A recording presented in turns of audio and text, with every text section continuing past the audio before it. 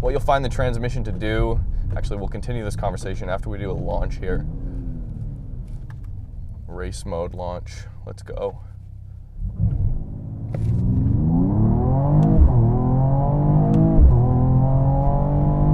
Hard shifts.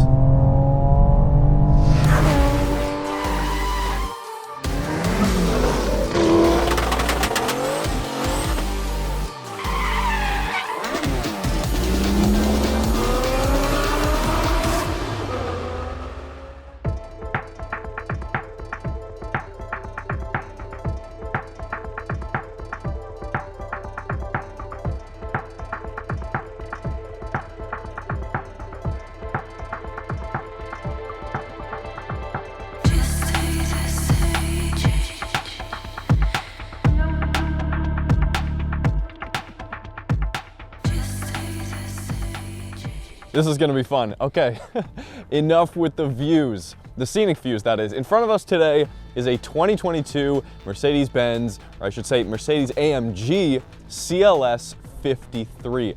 This is it, you guys. This is the last CLS that Mercedes will ever make.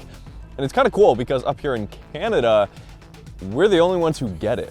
You guys in the States do not get this final year CLS 53 AMG. So today we're gonna find out if it's something that you should feel a little bit of FOMO that you're missing out on the final CLS 53. I already drove the GT53 AMG, which is of course a very similar car, but has a few differences. So in this video, we're gonna go for a drive. It's just a quick POV drive for you guys today as the sun is going down, which kind of makes things a little bit nicer, especially with this high-tech silver.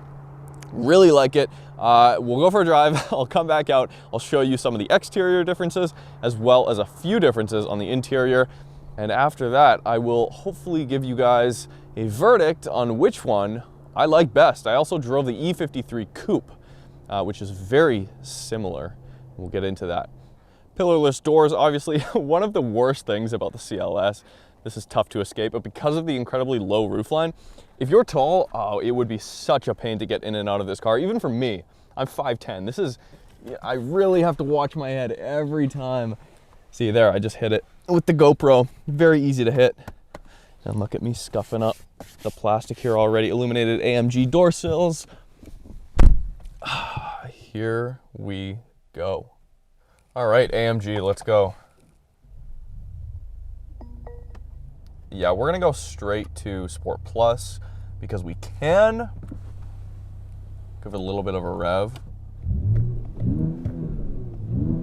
Definitely limits the revs in neutral. First thing you'll notice, I did not reach down here to shift gears, so that's one of the biggest differences between the the AMG GT, messing up already, and the CLS is that the center console here is completely different. There's a lot more room here. There's a lot more storage in the center console in the CLS by a little bit. I shouldn't say a lot more. There's a little bit more. And then, of course, you just have your trackpad that's right here in the center. You don't really have anything unnecessary to kind of like rest your wrist on. And then, of course, you still have all of your manual controls here for your suspension, your exhaust, your parking cameras. They're just closer together, whereas on that center stack, while it looks cool in the AMG GT, it's a little bit impractical. It's not as practical as this, and we'll find there's a few more things like that on the interior that kind of follow that same trend. Everything else here, pretty much the same. And this will show us exactly which wheels are getting torque. Of course, 4MATIC Plus standard here, as well as air suspension. So right here on lighter throttle, it's sending the majority of the torque to the rear wheels. This one here has been spec'd with the AMG driver's package as well as AMG track pack. So driver's package, of course, we get the 2 dials on the steering wheel here. Makes it really easy to switch, as you guys can see, between comfort, individual, sport, sport plus, and race. That also unlocks race mode. And then it also unlocks drift mode. That's very exciting. One thing to note here, big difference, if you're really gonna take this car to the track, which I'd imagine about 0.1% of CLS owners will, is the GT, the AMG GT comes with an electronically controlled limited slip differential as part of that AMG pack, where here you do not get that. As far as I can tell, with all the reading I've done, all the research I've kind of dove into this. That's what I've figured out. So while it does have the drift mode, it doesn't have what a lot of the 63 models have, which is an electronically controlled limited slip differential back there. 4MATIC Plus does a great job though, of course, brake vectoring. Okay, we're gonna get to the corners here in a second, and I'm just gonna let the car do the talking. I feel like that's a lot better for everybody involved.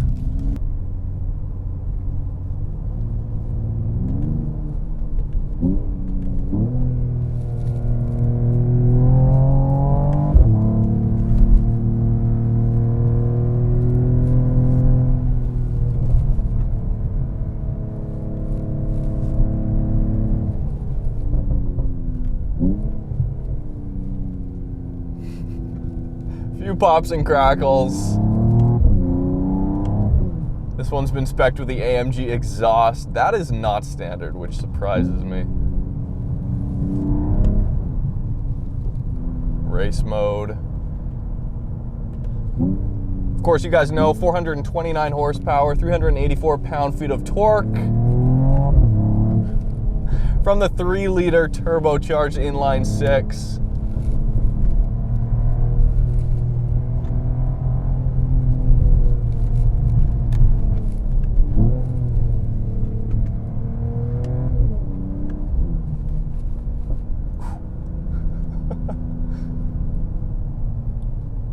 Props are nice here. They're not overwhelming. It's not a crazy crackle tune. They've actually dialed it in with a little bit of restraint here. And of course, 48-volt mild hybrid system here. Basically just adds a torque fill. That's what it does. That's what it's best at. That's what it's been engineered to do here. Similar to Volvo's electric supercharger, and it does a great job. What you'll find the transmission to do, actually we'll continue this conversation after we do a launch here. Race mode launch. Let's go.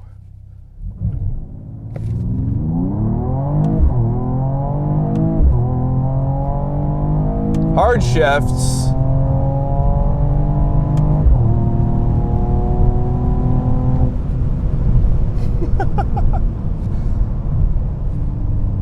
First couple shifts there were violent. If I left it in automatic, I'd imagine it would sort that out quite quickly.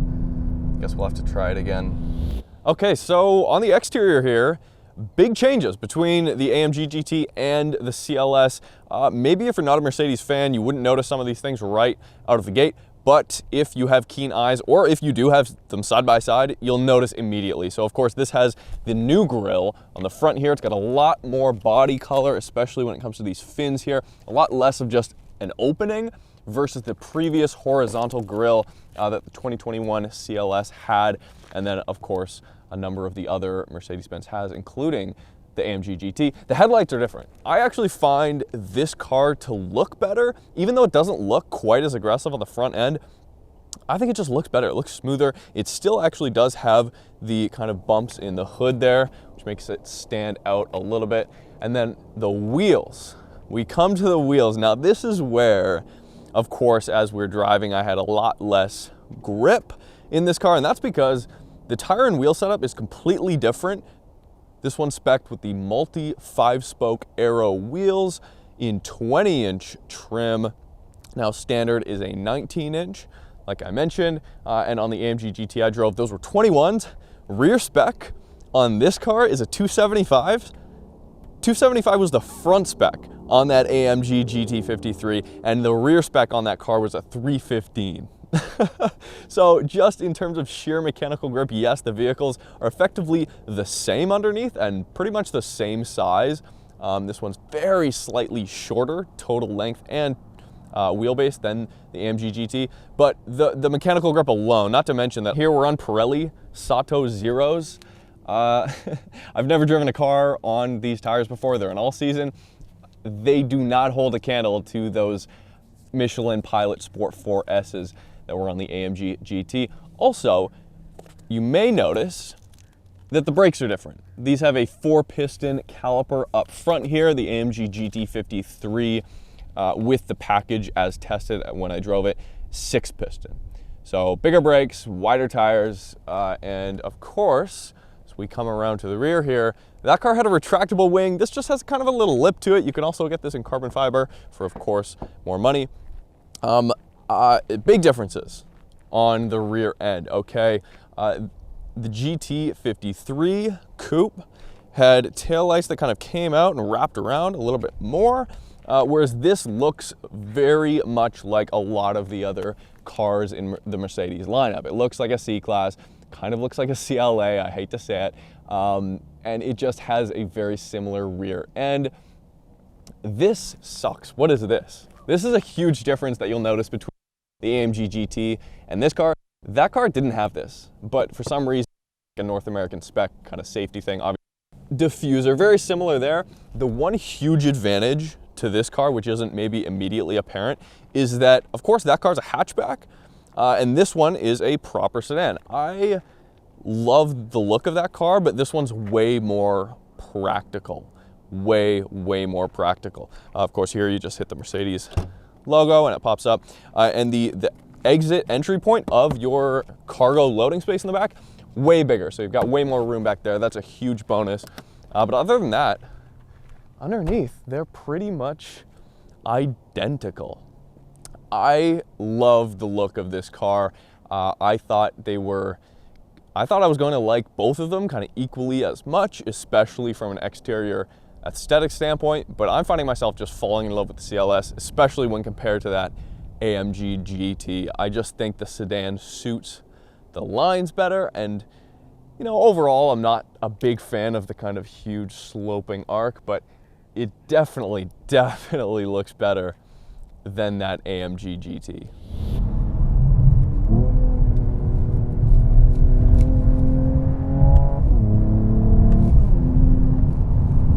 Stays composed on the corners there, but still definitely moves around a little bit. You can definitely tell there's quite a bit less mechanical grip here. We'll do another launch here. We're in auto, so it should work a little bit better this time.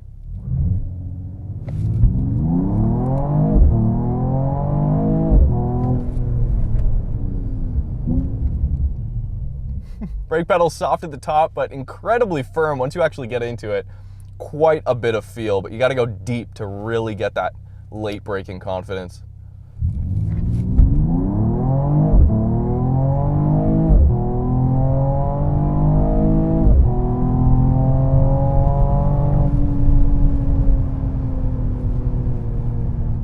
There we go.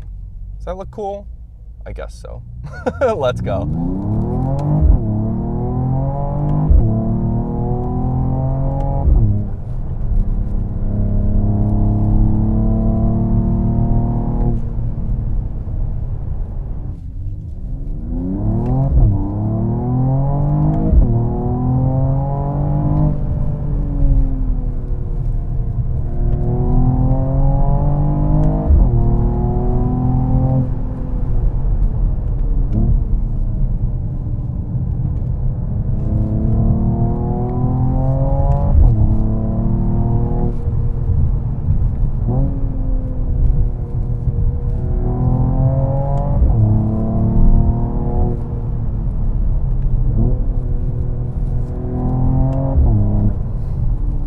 You guys noticed there on the corners, I glanced over. Surprisingly enough, most of the torque is being sent to the rear, even exiting a corner, which shows that I definitely have a lot more grip to go. But that being said, most of the torque is being sent to the rear, even in that scenario, which is what AMGs should. No hint of understeer, actually. I didn't find it with the AMG GT either, but both great cars. I would take this mainly just because it's a little bit more practical.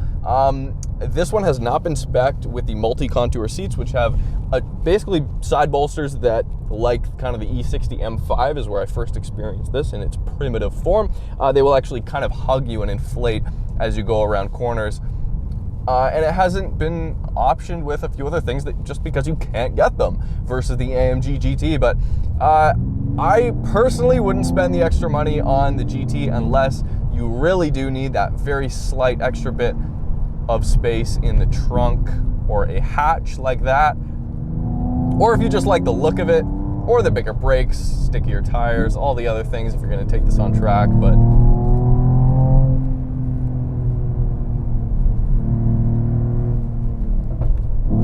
There was a big pop.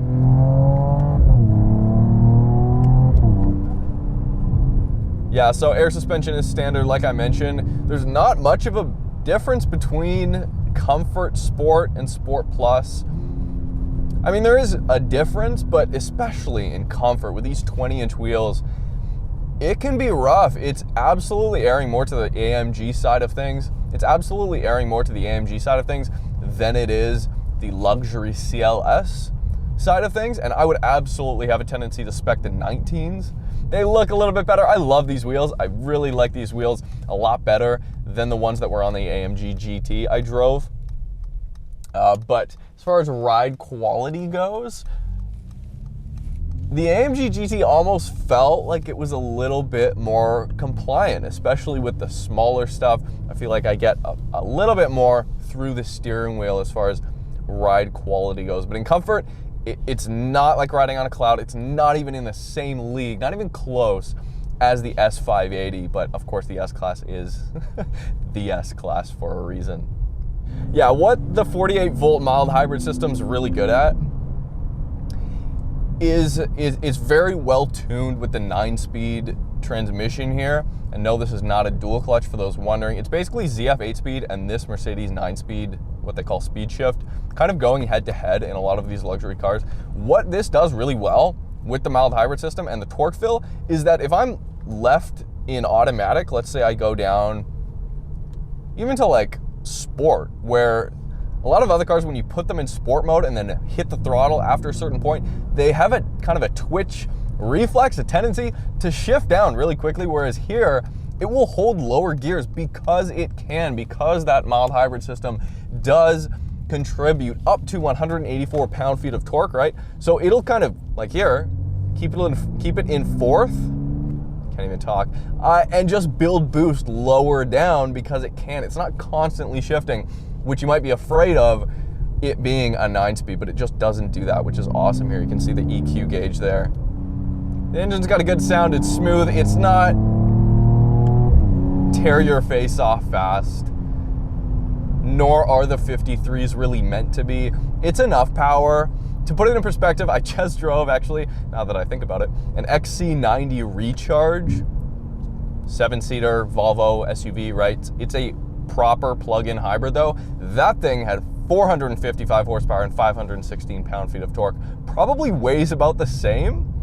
I don't actually know, but probably around the same. And of course, that's more power than this has and torque. So keep that in mind. This is not tear your face off AMG fast. So that's why I think the cost savings, when you look at it, $89,000 starting for the E53, $99,000 starting for this, and $123,000 starting for the AMG GT53. And here as tested is $118,000, pretty much fully loaded. So I would have a tendency to go here. That's my verdict versus the 3 cars that I've driven now. You do get a few other things versus the E53. It isn't very sad that it's being discontinued. This is not a car where, okay, Mercedes says they're axing the CLS. I'm not like, I gotta hop on the bandwagon, go pick myself up a CLS. I don't think anyone's really has their mind in that headspace, and that's probably a good indication that Mercedes is doing the right thing here. They're decluttering their lineup to a certain extent by doing this, and that I approve of. So thanks guys for watching. Thanks again so much. Subscribe if you haven't already. You can hit me up on Instagram at Roads Untraveled, and of course the links for both my E53 AMG review and the GT53 AMG are in the description. You can check those out if you want. We'll see you next time.